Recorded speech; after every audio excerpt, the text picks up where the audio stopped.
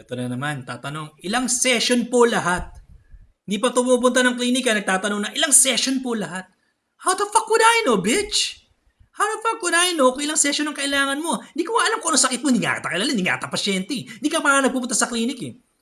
How the fuck would I know kung ilang session ang kailangan mo, bitch? Parang tangang bubong puta. Nakapunta nga kayo sa mga ospital kung saan pinirahan kayo, in MRI, X-ray, laboratory kayo, after thousands of pesos na nagastos niyo sa mga test, walang nangyari, walang gamot na nakatreat sa inyo, hindi kayo gumaling. Pinadala kayo sa mga physical therapist, kung saan hinat-compress, kinoriente, in-exercise lang kayo, tapos walang nangyari. Tapos magtatanong kayo sa akin, ilang session lahat? Marami na kasi ako napuntahan. Bagaw na naman mangyari. Kasalanan ko ba yun? Natatanga-tanga kayo, nagpunta kayo sa mga ganong klaseng tao na nabiktima kayo. Kasalanan ko ba yun? Na kayo yung may kasalanan nun, di ba? Kayo namili ng mga taong yun, di ba? Kayo nagtiwala dun, di ba? Ba't kailangan ako mag-ani ng kasalanan ninyo? Ng pagkakamali yung ginawa ninyo?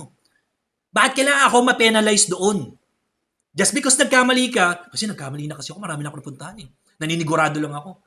How the fuck is that my problem? Sige nga, how the fuck is that my problem? Motherfucker? Sige nga. How does that make sense? How the fuck would I know kailang session kailangan mo? Di pa naman kita nakikita eh. Ang inang to. Stupid bitch ass ka na, motherfucker.